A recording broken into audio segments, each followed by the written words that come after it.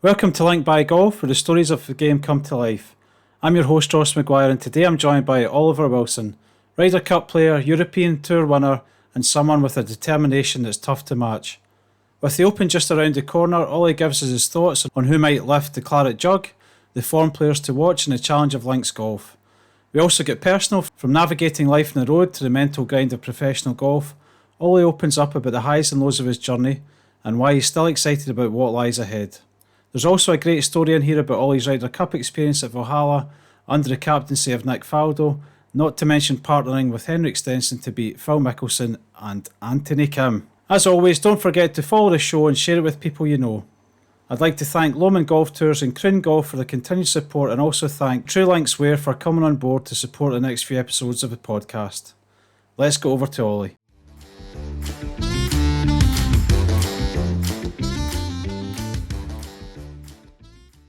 Welcome to this week's podcast, Ollie Wilson. Ollie, thanks so much for joining. It's really great to see you. Thank you. Thanks, Ross. Looking forward to it. Absolutely. And Ollie, I thought we'd start with a story that I heard on another podcast that you were on, Greens and Grapes, and I just thought it was a brilliant story, but it's to do with Augusta, and I know it's the Open week, and we're going to talk a little bit about the Open later on. I'd love to hear that story about Augusta, and you were in a bunker, a practice bunker of all things at Augusta, so please jump in with that one. Yeah. It was definitely one of those sort of pinch me moments. I guess it must have been 2009, 9 or 10, before the Augusta had been through all the changes and expanded across the town. So on the old short game area, I'm in the bunker, raised green in front of me, and I'm just flipping these bunker shots away. Really nice, sand's perfect. It's just glistening, perfect greens, getting lots of spin, playing lovely. And when sometimes you just feel an aura, that someone's near you, and so I'm hitting these shots and got my hat down here and covering my eyes, obviously, and my head's down looking at the ball, and I just see these feet appear from the outside the bunker, and they climb down into the bunker, and they just literally come right in front of me, and there's two toes pointing at me. So I look up, and it's Gary Player. I've never met him before, and he just sort of looked at me. He's like, I just wanted to say, it's not very good at South African accent, but he just wanted to say, it's so nice to see somebody playing bunker shots with the correct technique. Absolutely lovely. None of all this. I can't remember what he said. It was none of this swipey action, I think he said. He said, come on, show me. So now I've got to hit this bunker shot, and there's a few people around, and I'm like under the most intense pressure. So I managed to hit a pretty decent shot out there. And he just looks at me and goes, yeah, thumbs up, just keep doing it like that. And just creeps out of the bunker, and he carries on. So I'm trying to play it cool. So I just carry on, hit a few more bunker shots, and I look up at my caddy, Rich, and he's got this big grin on his face. It's just one of those cool moments, when you start playing. That was one of my first majors, or I think it was my first Masters, the first sort of major in the US. And it's just, you kind of get into that environment. You start mixing with major champions and legends of the game, and little things like that get passed down are what help make those tournaments so special. So it's something that, 15, 17 years later on, it's still a fond memory that I'll enjoy passing on to my kids. And you thought it was hard to win a tour event? You get Gary Player in front of you assessing your bunker play. It's so funny how you can change the nerves and the anxiousness of suddenly having him there and put you under the pressure, just like a switch flipping. Yeah, absolutely.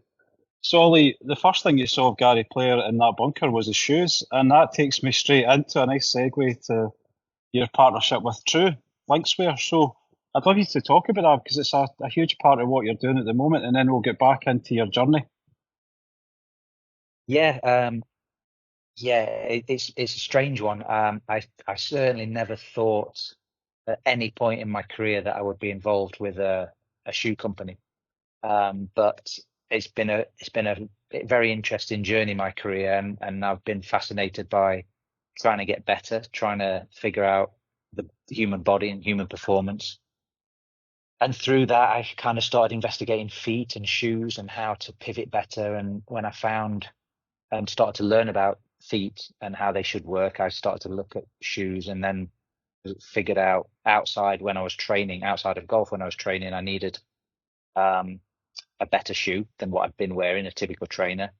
And then I'll start to think, well, this should be the same within golf. Like there should be a shoe that is healthy for your foot and allows you to perform better. So I finally found True Linkswear, which is a company formed by Ryan Moore, who I played amateur and college golf with. So I started wearing those shoes, and I've been wearing them for I think that was like maybe 2018, and it was such a profound difference, and something over the years of wearing those shoes, I felt such a change, and I just needed to share it with people. To be honest, it was like, and people need to know that there's better things out there and there's better options, and kind of what a golf shoe should be. And so I ended up partnering with them and bringing True to the UK. So it's been, for the last couple of years, it's been a massive passion project of mine to help spread the word that there's that there's a great golf shoe out there that's sort of lifestyle and golf and performance, and really enjoyed it. So I'm still playing, obviously, really enjoying playing side, but it's been really interesting to see the other side of the golf industry and learn a bit more about that side of things, connect with a lot of people I've met over the years, and sort of networking and trying to spread the word. So it's been fun. I'm enjoying it. It keeps me busy, but it's been a lot of fun. And then, I mean, literally, golf shoes are your connection to the game, right? I mean, for you and most, I guess, even amateur golfers, they're going to be maybe playing one round a week. You're obviously playing 5 or 6, so it's a lot of walking for you. But even for them, they go out and they play, and an average course is probably 9-10K. A lot of steps for them, and you come in knackered, your legs are killing you. So if you don't have the right shoes on, and it can impact your golf swing, and then obviously it can impact your body if you're not getting the right equipment on your feet, essentially. Yeah, I just think it's something that's massively overlooked. We've been sold a little bit of a lie in terms of what a shoe should be.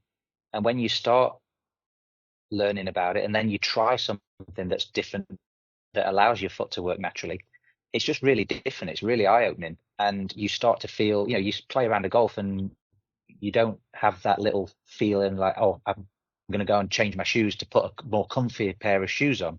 That shouldn't be the case. You should be able to put a pair of shoes on and wear them all day and not even think about them and not have a need to take them off. And that's what we have at True, because it allows your foot to work properly, and it's just enhancing your natural gait and helps in performance as well. So the gap between walking and golf works well for both. So it's kind of just what it should be. And I think there's there's definitely a big shift within the golf world to start to understand footwear, and that it should be a certain way. It should be pretty minimalist and not really adding too much technology to a shoe. And I think it's pretty big outside of golf, and now it's starting to get within golf. With so many professional golfers that I know that train barefoot in the gym, or they'd have like a really minimalist trainer on, but then they go and put like this really stiff, clunky golf shoe on, which is polar opposite to what they're doing. And I think when they start to, there maybe someone mention something or take a step back, and you start to realize, actually, why would I be doing that in the gym and I'm not doing it on the golf course? It just doesn't make sense. So when people kind of align and bring both together, it's quite eye-opening, and that's what changed my outlook on things. And like I said, I've become so passionate about it because it was such a big difference. So I put my shoes on and in the morning, and I kind of take them off when I'm ready to come inside. But it's not because I've got any achiness or tired feet. It's completely different. So yeah, it's been very interesting. We have obviously apparel and hats and head covers and stuff to go with the shoes. So it's been fun, just kind of working on that whilst playing. Definitely, when we're traveling on tour, there's lots of downtime, lots of time on airplanes, hotel time. So instead of scrolling on Instagram, I'm working away in the background. So it's been good fun. Making your your airport lounge experience a lot more exciting. having Yeah, something to do. exactly. Exactly. It's there's not much downtime anymore, but it's good. It's you learn to be a bit more efficient. Fantastic. And Ollie, look, that's way before you get into working on a footwear brand and clothing brand. I mean, you've had a fantastic career so far and still continuing, and I know you're determined to continue to improve. But where did it all begin for you? Where did it start? We're right at the very beginning. Yeah, so I was a big skier and played football and had a skiing accident. Somebody hit me pretty hard, twisted my knee, and it Ooh. kind of pushed me. I had some bad advice at the time. I was told not to play any football or anything that's kind of a kicking movement, and I just started playing golf with my dad. My dad had always wanted to play. It was his 40th birthday, so we got some clubs and we started playing at the same time. I said I'd start, and we got hooked immediately. And so with that, and then the skiing accident, it just pushed me straight into golf. And as you know, all golfers know, once you start, it's just a progression. You know, you don't know what's ahead, but you just kind of enter some competitions. You play some junior competitions when you're young in the junior comps, and then you suddenly make it into the seniors, and you go and play a few county events, and then you play Midland events, and it's just a natural progression. And then all of a sudden, you know, that was when I was 10, not getting serious, but it was, you know, this is going to be a hobby that I'm doing for a long time. I then moved to Coxmore, which is my home club, and started working with David Ridley, who was the head pro there. He was the head England coach as well. So that was part of the reason I moved to Coxmore, and I basically worked with him for the next probably 10 or 11 years, and he was brilliant. So between I'll just step back. Ian Elric, I think, was our junior organizer at Oakmere, and he was brilliant. Like, he was one of those junior organizers that just I wish every golf club had. He was so passionate. He was all about bringing the kids together and making it fun. We had a really good junior section, really competitive, and it's a shame that there's not more people like that in the game because it makes such a big difference. But I did end up moving away to Coxmore and getting a little bit more serious with my golf and spending a lot of time with Dave. He really helped me progress. And yeah, really, like 6 years later, I was playing for England under 16s, and then England under 18s, then playing seniors. And then it was just a natural progression. Like it was nothing like, this is what I'm going to do. I can't remember really at what stage it started to become that, you know, I want to be a pro. It was just kind of keep doing what you're doing, really. But then when I went to college in a really bizarre situation because I'd been recruited when I was 16 by a coach called Jim Kelson, who was the head coach at Augusta State at the time. And was that, literally Ollie, was in that Augusta. because of your amateur results? I mean, what was kind of catching Yeah. their attention when you were 16? Because that's pretty young. I know that you can get recruited from 17, but what were you doing to stand out? He'd come over to the Carris Trophy. I can't remember where it was, but he'd come over just to look, you know, the England under 18s. So he came over to look at that tournament, see who was around, and offered me a scholarship.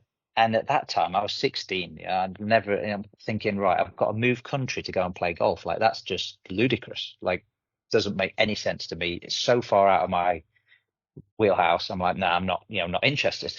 So I passed it up and then carried on doing what I was doing, and got to 18. Like, right, I'm going to start playing, become a professional amateur, basically playing full time. Yeah. I ended up dropping out of school, which is not something I'd recommend, but I was so determined that golf at that stage, it got to the point where golf is what I'm going to do. So I sat in my geography class one day, and I wasn't playing great at the time. It was winter, so I was playing medals, like it didn't matter, but I wasn't playing good. And I was sat there thinking, well, I'm not going to get any better at golf learning geography. And I was one of the eldest in my class, so I had a car. I was fortunate enough to borrow my mum's car. So I just walked out, and I got up, and as I walked out, my geography teacher was coming in, and he's like, where you going? I'm like, sorry, I'm done. I'm not coming back. And I just ran out. Seriously, and I drove up to the wow, Coxmore. that's a brilliant story. Yeah, I ran out. I went up to Coxmore and I practiced for about 8 hours because I was scared stiff to go home and tell my mum and dad that I'd made this decision. And so I finally get home and I said, look, I've got something to tell you. and they were brilliant. Like, they were unbelievable. Like, I look back now and think, I cannot believe that they trusted me and backed me in that decision. Wow, Like, that's amazing. That's so awesome. I sat them down. I said, look, I'm done with school. I'm going to play golf. And they're like, okay, we'll support you. You're going to have to get a job to fund it, and look, and You've got help. a couple of young kids, Ollie. Imagine one of them comes home in a few years' time and goes, "That's it. I'm chucking this I know. education thing. I No way to know. play golf." I bet you'd be delighted for them. It's crazy. I mean, I'd have to take a step back and go, hang on a minute, just think about this. But yeah, my mum and dad were amazing, and they fully backed me. And so I started working with my dad. He had a small business builder, a small building business. So I started doing some labouring with him. I started bartending at night, and then the summer came round, and I started playing full time instead of kind of how it had been going, just a constant progression going up. I changed golf clubs. I was going well, and someone offered me do you remember the Snake Eyes? Yeah, Snake Eyes golf clubs. They were beautiful blades, but they were so tiny. They were literally like a butter knife. Yeah. Well, so they sponsored me, and I made a really silly decision, which has stuck with me for my whole career. But I started using them, and my golf just dropped off. I was terrible. I couldn't do anything. So I dropped out of the England team. I wasn't doing anything at all, really. So fast forward a little bit. A good friend of mine, Adam Frayne, who I actually saw at Open qualifying last week, he got recruited to Augusta. So he flew out, got to immigration, and he hadn't sorted his visa out.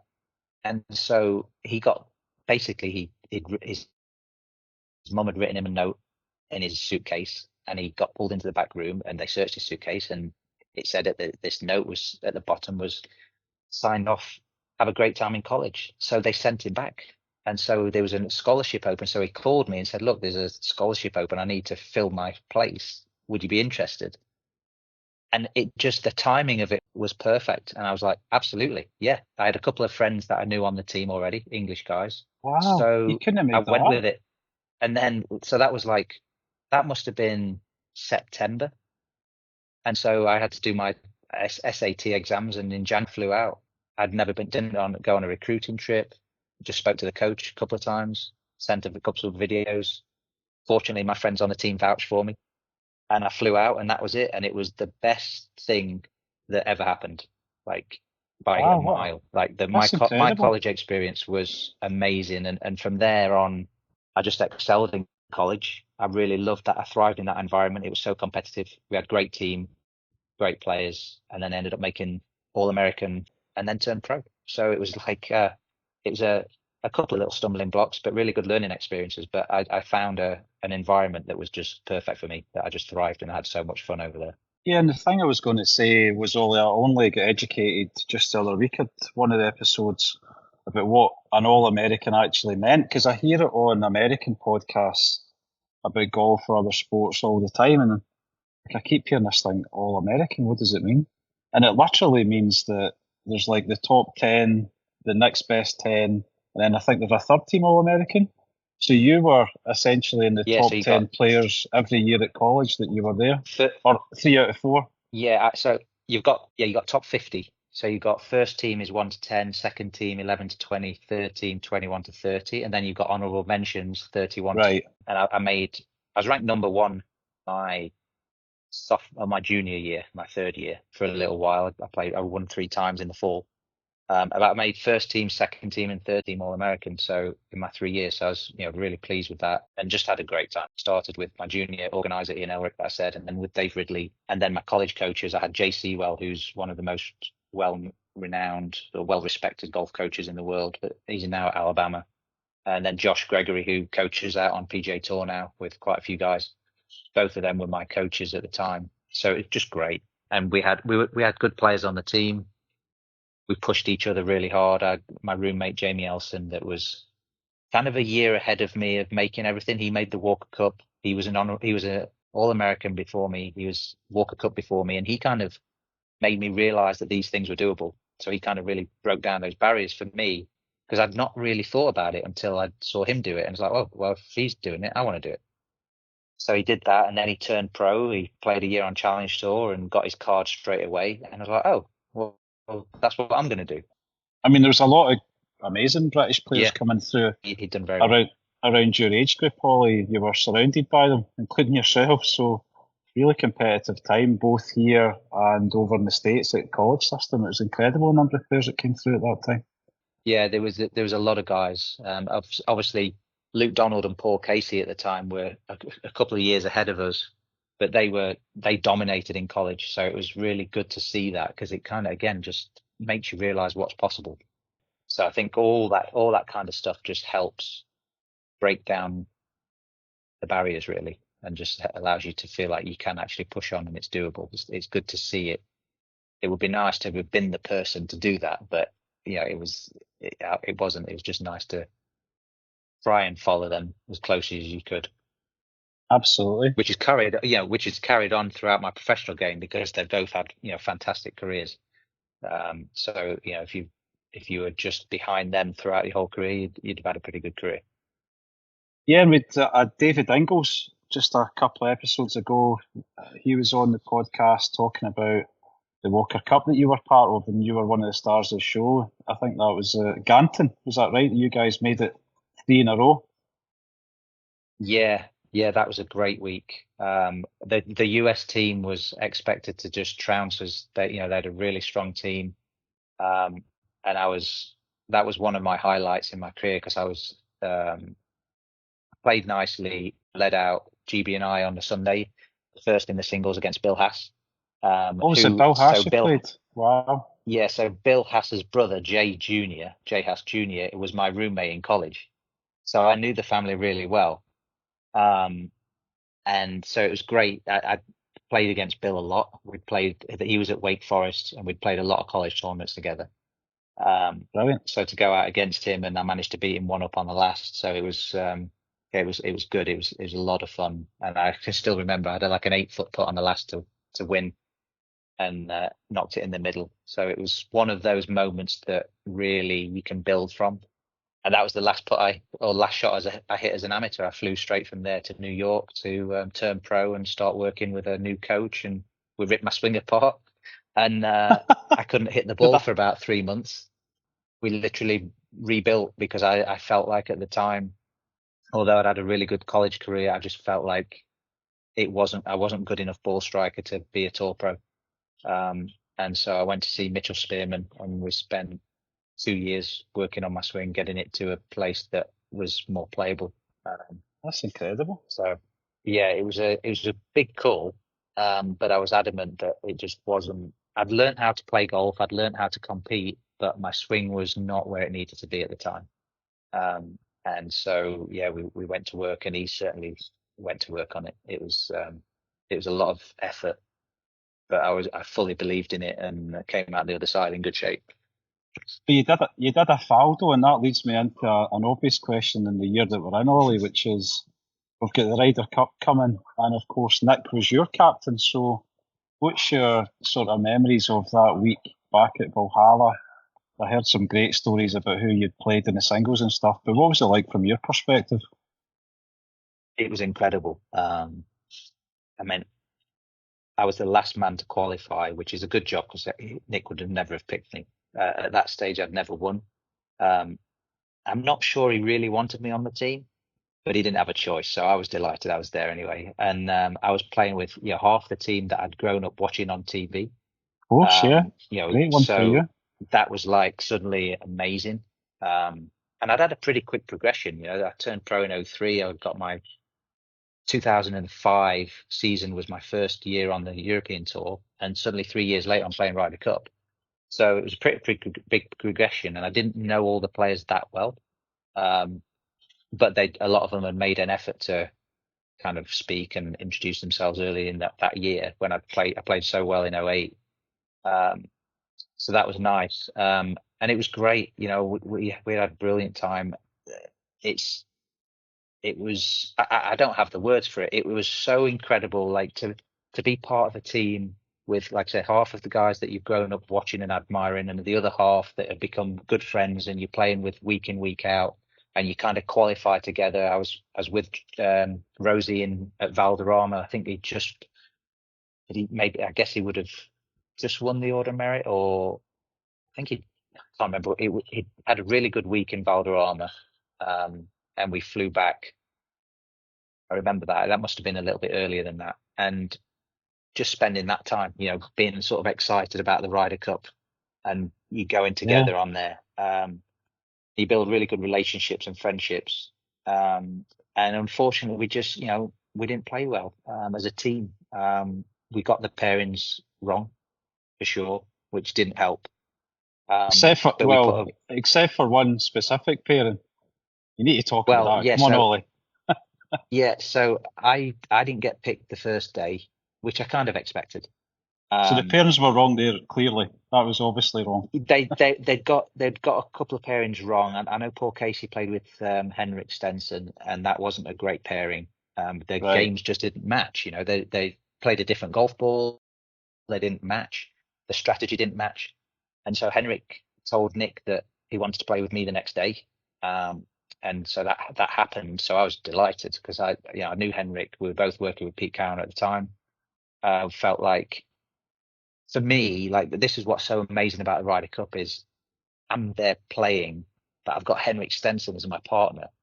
I'm suddenly invincible because I've got Henrik, and whatever I do, any bad shot I do, he's going to take care of. So you have this confidence, and I think that's why the Ryder Cup, you see the quality of golf is amazing because you have such confidence in your partners. It allows you to almost free up a little bit. And he was brilliant, and he really took me under his wing. He let me hit the first tee shot, which was awesome. I'm sure he did. He was probably like, "Yeah, beauty, I've got a rookie here." Yeah, exactly. Oh, you can take this one. We were talking through. Which do you want, odds or evens? I was like, well, I'm thinking about this. I'm like, look, you just tell me. But I wanted it the first tee shot because you never want to turn away from experiences like that. And we were stood on the tee, and I always remember he came up to me, and like the hairs on his arms are just all stood up. The noise and the atmosphere, the energy is insane.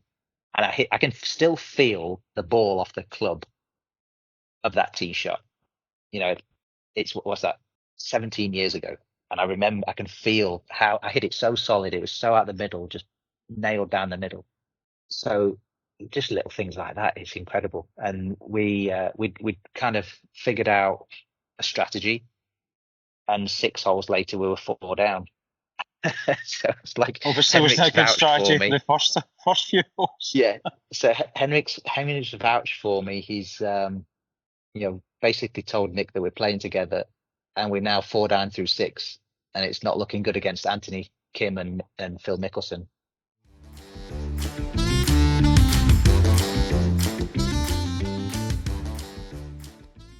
I'd like to thank Ollie and True Linkswear for supporting the show. Let's hear from Ollie now.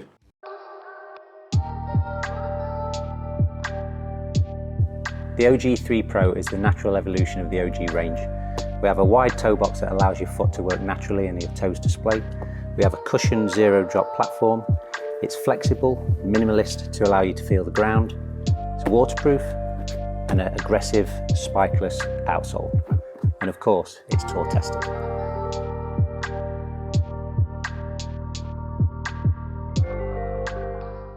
We were walking down the par 5.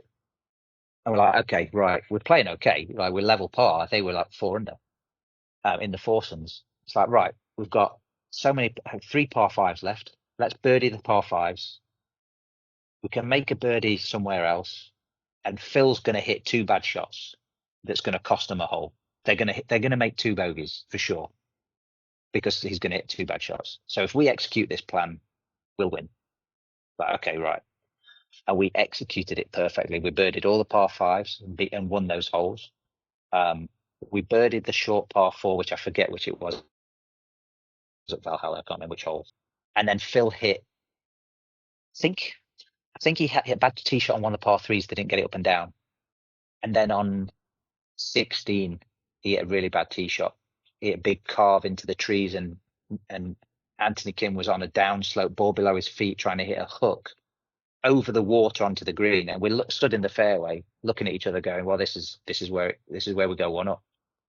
And we did. They hit it in the water, we went 1 up, and then I holed a putt on 17 from about 25 feet to win the match, and it was just Wow. insane. What did Like that it feel was like?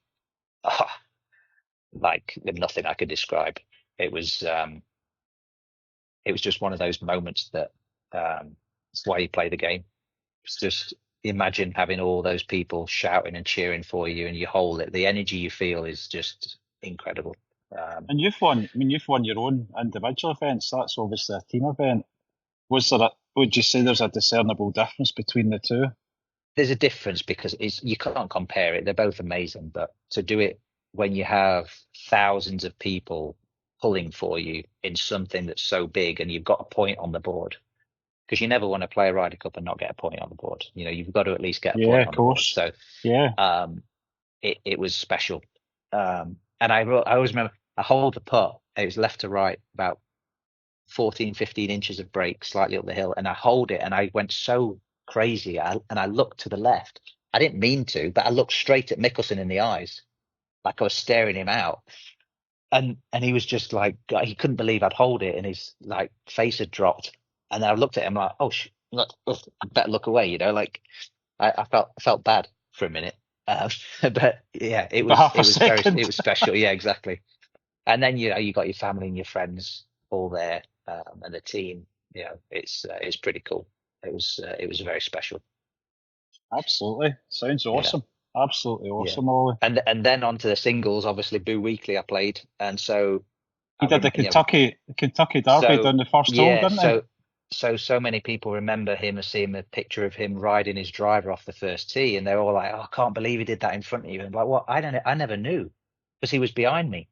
So I only found out when I got home on the Monday. But he's a great guy. Like, he was just doing it to have fun. Like, there was no malice in it or anything. But he's a great guy, and he played awesome. And I hold my hands up. There's no way I could have beat him. He played so good. I shot 4 under. I think he shot 7 or 8, and he was hitting some shots into the par threes. I'm like, well, I got nothing here. Like, he's hitting these high, floaty 4-irons to ridges and stopping up to 6 feet, and I'm just trying to get it onto the green, give myself a chance. He was awesome. So you get it in all forms of golf, Ollie, I guess. And you'll have played with guys, and you've done it yourself in stroke play, but match play particularly, people come out absolutely amped up, and they just go at it, and suddenly they hole a putt or they smash a drive, and the adrenaline's pumping, and they're thinking nothing else other than just putting the ball in the hole. There's no other thought, and you've got no chance when somebody's in that. He was just on it. No, it was one of the most impressive rounds of golf I'd seen. I think his best was probably it. I lost 3 and 2, I think, in the end, maybe. So yeah, that was a shame. And we put a good rally on the Sunday. We got close, but then fell short at the end. So it was disappointing. But even so, like, it was just an incredible week to have, to be on a team with Faldo as the captain, with Ollie as vice. It was special, and the players that are on the team, it's something that I always look back on as a major highlight. I mean, just briefly on for this year, it's obvious. I mean, it's getting closer, but it's still so far away. We don't really know what the teams will be. What's your kind of thoughts for what Bethpage will be like? Well, people have talked about the crowd. I think the crowd will be pretty wild, but how do you think? Yeah, I think each side's shaping up at the moment. To be honest, on the US side, I'm not really that sure on that. I think I'd like to think Bryson and certainly Bryson's going to be on there. He needs to be on there. From the European point of view, I think it's really interesting. I think there's a couple of guys. Rasmus Snegaard Peterson, I think he's going to make it. He's awesome. Like, I haven't played with him. I've seen his results. I've heard what everyone else is talking about with him, how good he is. And looking at where he is, I think he's going to qualify. Because, the points start to increase on that final stretch. There's obviously a lot of competition. There's some big tournaments left. And one good week is going to, any of those guys that are in the mix in the top 20, one big week's going to get them in there. So obviously like to see Bob in there. I'd love to see Jordan Smith qualify. He's been so consistent for so long. Just want to see him get over the line. And I think if he does anytime soon, he might knock a couple off. in Europe. So that'd be great to see. And I think Rasmus Højgaard as well would be great. And obviously all the normal guys, all our top guys, I think are all looking pretty good.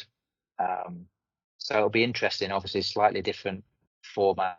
So yeah, it's going to be interesting. Like I say, there's a lot of golf left. Like you can look at it now and go, they're big tournaments, and there's a lot going on. Yeah. So I'll enjoy watching that and seeing. I'm going to be commentating actually that week at Bethpage. I was going to ask, is it 5 Live you're going over with this time as well? Yeah. So I did 5 Live. I did the PGA in Charlotte, which is where I live, the other week, which was fun. And then I'm doing the Open next week because I didn't qualify, which was unfortunate. And then Ryder Cup. So yeah, it'll be good. I'm looking forward to that. Bethpage is going to be wild. I played the US Open there in, was that 09? And the crowd were wild then. But moving on 16 years with how golf's progressed, and given the fact it's the Ryder Cup and you've got, teams to pull for and pull against, it's going to be crazy. I hope it doesn't go over the edge. I suspect it will at times, because the American crowd are going to know that everyone's talking about the American crowd, so they're going to want to live up to it. And I'm fully expecting them to go over the board a little bit. But it'll be fun. It'll be certainly fun from not playing point of view, just to experience it, just to watch it. But it'll be pretty impressive. I think every Ryder Cup really for the last 15 years or so has just got bigger and bigger and bigger. Every time you go, like the stands are bigger, there's more people there, and I think that's a place that will continue that trend. So looking forward to that very much. But it would be nice to quieten that crowd down. It'd be nice to hear them all going, and then on the Sunday, just that eerie silence where they're all getting a bit annoyed because they're losing. So that'll be fun to watch. Yeah, absolutely. And then Ollie, I mean, you've had a phenomenal career, and as I said earlier, you're going to continue to push on. You've had some ups and downs, and That's an understatement. You've spoken in depth about the Dunhill links, which I think was, from what I've listened to and read about, was really like an amazing thing that happened. You basically ended up, cutting a long story short, sending a swing to Robert Rock while you're at the Kazakhstan Open 2 weeks before the Dunhill. You weren't even going to go. And then suddenly Rocky sent you like a long email, which you implemented. You shot some phenomenal round after reading it. And then within 2 weeks, you rock up at St Andrews and you do the business round the Old Course, Carnoustie. And what was that like? I mean, it must have just been ridiculous for someone who's such a good player. You've had plenty of runners up to come from, being on the challenge to Rocky sent you an email. Suddenly you're about to win one of the biggest events on the tour. Yeah, I don't know. It's crazy when you look back at it, the series of events of how it all unfolded. But as you said, I was struggling. Sent me an email back, and I shot 63 the next day at Kazakhstan and played solid all week. And then we went to town when I got home, spent 2 weeks hitting balls. I've never hit that many balls in 2 weeks, and rocked up at the Dunhill, swing being in decent shape. So I'd hit so many balls that I'd changed the technique and got a playable feel. Yeah, which was crucial. But I was. This is what's interesting. My experiences there, and we were talking about it last night actually. The psychological and the physical elements of being professional. I categorically think that the golf swing is way more important, because there's not really many. There's obviously grades and there's elements, but if you swing the club good, you can mitigate lots of bad thoughts, not thinking that well, not being particularly hardworking, not doing all the other areas as well. You can get away with a lot, whereas you can't get away with it the other way around. And so, yeah, I mean, I'll remember forever. I essentially, all I had to do, the only reason I went to the Dunhill, 2 reasons. One, I had a good relationship with them and they'd offered me the invite. The second one is it's a 3-round cut. So I knew I was getting one more competitive round than I would have done if I'd gone to Spain on Challenge Tour. So I went I and heard you played. saying that, and I just thought it was absolutely brilliant the way you're so open about it. It's like, well, it was another Yeah, round of it golf was. guaranteed. It was that. That's where I was at, trying to prepare for Q School, and I was really nervous. I was really terrified, but I was very, very anxious and scared. There was a lot of fear. There's a lot of scaredness over this ball, and this is what I mean. Like, I had all those thoughts going on, but I'm experienced. I know how to play the game, so I'm like, okay, just hit your shot. Get your routine, focus on it, hit your shot. Fairway green, fairway green, fairway green. I didn't putt well at all that week, but I hit the ball so good Wow. that it didn't matter. And I got off to a good start. I holed some putts. I hit bad putts and they went in. It was kind of, I don't know, it was one of those things where just golf and you had some luck on your side. And I hit a few bad putts early on, had some birdies early on when I shot the course record at Carnoustie. Like, it's just ridiculous.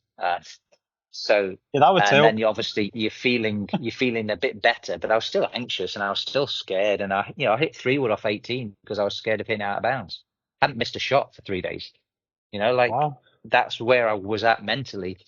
But again, my swing I was hitting the ball so well, and I know those courses well, and they are obviously wider. So there's an element of the types of courses. If it was Oakmont, it wouldn't have worked. But the links at St Andrews, Cardiff to Kingsmont, you can kind of navigate around. I love links golf. I know it, and you're feeling shots all the time, so it's really a bit more intrinsic. And yes, I went and won. But the coming down the stretch, I was, lots of people say, oh, you beat Rory and Tommy, and I was playing with Tommy at the time. But I've always been very good at being in the moment when I'm playing well.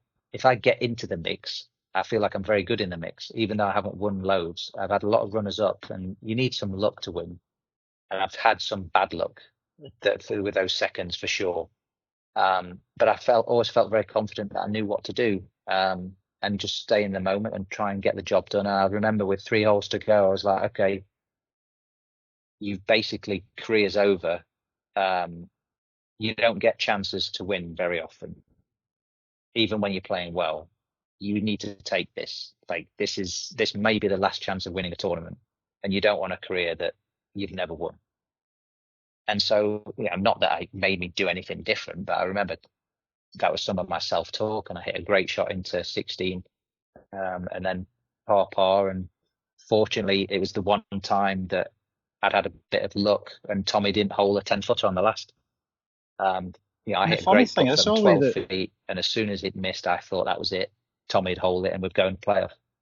People who haven't played the old course, the first thing I'd say is it's got this reputation for, I guess, amongst pros, it seems relatively straightforward.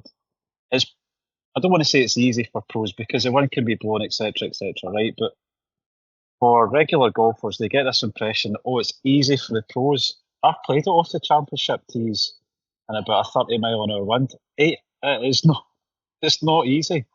Absolutely not easy. No, it's especially not when easy. you're hitting Don't get me wrong, it's 80-foot putts.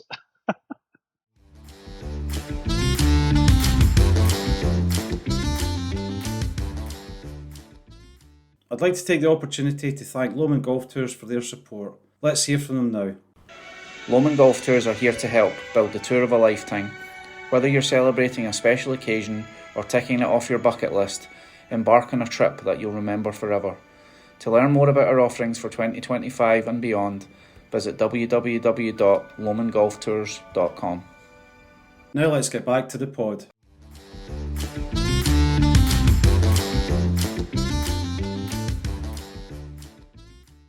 I've played it so much in the Dunhill Links over the years and the Open that I know the course very well. And so you become, you know how to get it around that golf course. You know where to push, you know where to aim. Yeah.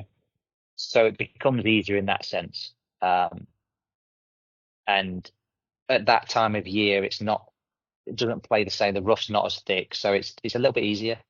You still got to do it right, well. But they're great golf courses. Carnoustie, even in those conditions, is still hard. That's one of the hardest finishes in golf. Yeah, absolutely. So yeah, and it was amazing. Like, it was, and the best thing about it in the end was my wife wasn't with me, but she'd flown up without me knowing. And so when I hold the putt on 18, I mean, I was very emotional. I couldn't speak. And I turned around and she was there, like just appeared out of nowhere. And she'd walked around all day with her mum. And she knows that I would have been really pretty pissed off because if she'd have asked me, I'd be like, no, because you're going to just curse it. Like, let's just leave it. It'll be what it'll be, it'll be what it'll be. And so she took the brave decision of coming up, because if I'd have lost or had a bad day and she'd have been there, I'd have been like, what are you doing? But it was tremendous. It was fantastic to be able to share it with her and stand on the 18th green after.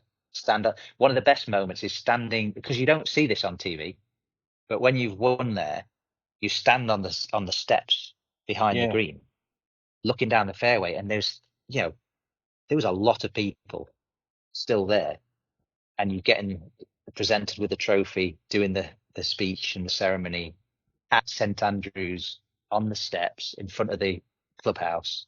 Like, it's magical. And that's one thing that I always sort of cherish, because you don't see it on TV. So it's like almost like this hidden thing. And being so historical there, it's pretty special. Absolutely. And then speaking of experiences on links courses, now made the attempt to qualify last week. It didn't go quite the way you wanted, but I know you did a decent run at it and just fell short in the end. What are your own experiences of the Open, Ollie, other than last week? What's your own sort of experiences of the Open with it coming up? Oh, it's tremendous. It's we were talking about it as well the other day about just Open qualifying. The yellow signs that everyone just knows it's the Open, and obviously it's pretty low key, the qualifying, but having people walking around down the fairways, it's Open qualifying, it's like really raw golf. And then you get to an Open and it's just huge, especially the last probably 5, 6, 7 years. It's got massive. There's so many people, the infrastructure is enormous. It's like as good as it gets. You've got incredible gyms, the players' lounges, the way they look after you there is nothing you could complain about. It's phenomenal. So as an experience, it's incredible. You play in links golf, which is the best form of golf. They're awesome. They're just, it's a magical week, and you never ever want to miss one, ever. And so that's why I'm commentating, because I don't want to miss one. Like, obviously I want to play, but if I can't play, I want to be there, because that's where the eyes of the world of golf are. And yeah, it's just an incredible week. And that's why we play for weeks like that, to win tournaments, to play in the Ryder Cups, to play in the majors. But Augusta and the Open are different by a mile. There's just something about the Open, whether it's because it's a sort of home major. I think it's just because of what they've built. The tournament that they've built is so, it resonates with so many people. It's awesome. You just want to be there. So I'm excited just to go and talk about it next week.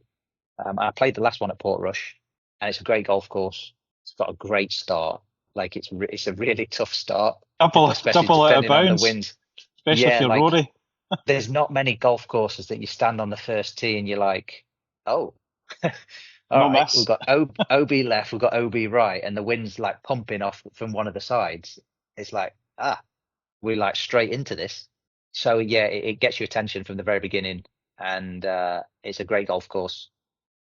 I think it's going to be a great week, and hopefully, I haven't looked at the weather forecast over there. I know in England the weather's going to be good next week, so I'm hoping it's going to be good over there too, because that would be nice.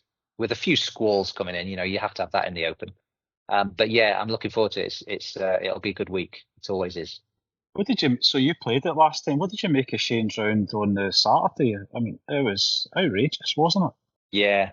Yeah, he was brilliant. I mean, he's somebody I really enjoy watching play golf, especially in links, because he's a shot maker. He's just hitting different shots all the time. So it was pretty cool to watch him win. So special. I saw a clip the other day where he was in the middle of the fairway on 18, and he said when he got to his ball, he could see his daughter behind the green in the walkway. She had a yellow jacket on. And those are the things now. I've got 2 boys, and one of the things that I really desperately want to do is win in front of them.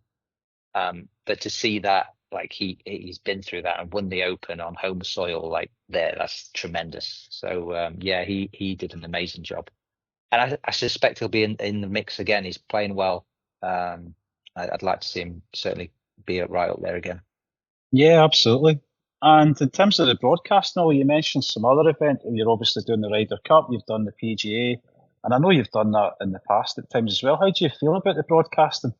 What do you like about it? Is there challenges? What's it been like to get into? It's interesting. It's a different form of golf. Like it's a different side to golf that you see. So I enjoy talking about golf, enjoy being in those arenas and seeing it, and passing on, trying to be able to use some of my knowledge to help other people understand and enjoy the game. It's definitely not as easy as I thought it would be. Like it's quite hard to not talk nonsense when you are talking for so long. So like it's very easy to criticize guys on TV, but once you do it, and some of the people I've worked with, I did some Sky stuff in the studio and watch how seamless they are, how they switch, and they've got you got talkback in the ear from the they've got people producer. speaking You're to listening them, to haven't it, they? yeah. And they're just, you wouldn't have any idea. They're just full flow. It's incredible. Like it's a talent to do that side of it, and that's not something that I've done much of. I've done a little bit with talkback, but on the radio, it's great because you get to be a bit more expressive. You get to you're building the story and adding color, I guess. So they're not seeing pictures, so you can really try and describe what's happening, which I quite enjoy. So yeah, it's something that I'm done a little bit more this year, and definitely something I'd like to pursue a little bit more. So who's your pick for next week? Let's finish on that for the Open. Who's your pick? I mean, it's so hard at the moment to pick because the guys at the top are so good. My heart says Rory. I want Rory to win it. I think Tyrrell's going to win. I think he's due. He was pretty good in the US. I mean, he was obviously fantastic in the US Open, but I know he's had a couple of challenges and other events just after that with drivers but the US Open, he held himself together incredibly well down the stretch, as did Bob. He's got everything he needs to win. So I'm going to go with Tyrrell. I'd love to see Bob in the mix again, and I fully expect him to be. I think he will be. Who's your pick? You put me in the spot, Ollie. Yeah, exactly. Throwing it back at you. I think that I think Ludwig could come out of nowhere because he is so good and he's struggled a little bit. I mean, my God, he's such a talent. But sometimes, as you've seen in your career, sometimes somebody who's just totally under the radar, something will come together and it'll just click. Like it might happen this week in Scotland. That's the thing, like, and then he just takes it to Ireland. There's so many great players that they just need a spark, just need to get off to a decent start, and suddenly it's like, oh, yeah, they're capable. There's loads of guys that are capable of doing it. I mean, Scottie Scheffler's not quite, you can never write him off. Yeah, of course. Absolutely. At all. Out of the top ones, I'm gonna put this out there, so this is a guarantee fail on my behalf, but Bryson, obviously, I can't see him winning, so he's probably going to win.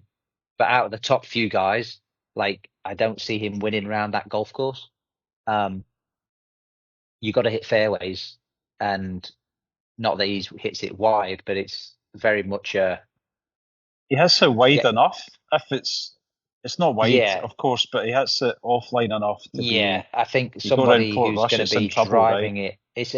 You really need to hit the ball well around there, and control your ball flight. And I think that's going to be a bit hard for him to hit enough fairways to give himself chances. So I'm going to go with Tyrrell. Tyrrell's my pick, and I think that's a solid one. Stick with it. So Ollie, what about your own golf? Before we wrap up, what about your own golf? How's things going? I know you're playing Challenge Tour at the moment. How's it been going this year? It's not gone great. I haven't played that much. I'm in a really weird spot at the moment. My game, well, I shouldn't say my game. I'm swinging the club really well.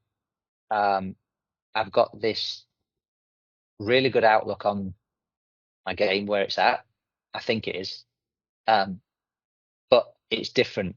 I'm be honest. I'm not enjoying playing on Challenge Tour. I'm not enjoying traveling out here. Pushing your own trolley probably as well. Well, there's been a little bit of that. There's been a little bit of carrying, and then there's been getting some, local caddies to help, which is great. But it's, the quality courses. I like to. I do better when I go to courses where I'm a little bit excited and inspired to play, and like I see it, I'm like, oh, that's a good hole. This is a good hole. That doesn't happen quite so much out here. So. And they're the challenges. You have to get over that. But I'm not enjoying that as much. I've got Denmark coming up on the main tour as a past winner, and I've got the Dunhill to look forward to. So those are two bigger tournaments this year that I look forward to. I played Turkey on the main tour last month and played nicely. So my game's in decent shape. But yeah, it's just, it's golf. So there's more to it. There's so much more to professional golf than just how you're swinging it or how you're playing. It's dealing with all the other stuff. And I'm definitely not enjoying that side of things as much as possible, as much as I have done in the past, should I say. So that's a challenge for me at the moment. But yeah, it's good. I feel good about my game, and I feel like I've figured so much out that I'm just excited to kind of pull it all together and take advantage of it. So I need to kind of do that and hopefully get on a little run through the summer. Fantastic. That's great to hear, Ollie. And listen, thanks so much for coming on. It's been brilliant to hear your stories, and really looking forward to hearing from you on the Open next week. Thanks for having me on. Yeah, I've enjoyed chatting, Ross. Cheers.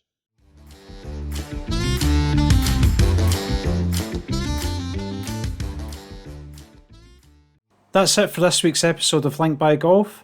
A huge thank you again to Ollie Wilson for joining me, from sharing a brilliant Augusta bunker story to his honest take on life on tour. It was a privilege to get that kind of insight from someone who's seen it all in the game. If you enjoyed this episode, please do take a moment to follow the podcast and share it with your friends, fellow golfers, or anyone who loves a great storytelling from the world of golf. Thanks again to our partners Lomond Golf Tours and Croon Golf for making the podcast possible, and to Ollie and True Links Wear for getting on board for the next few episodes as well.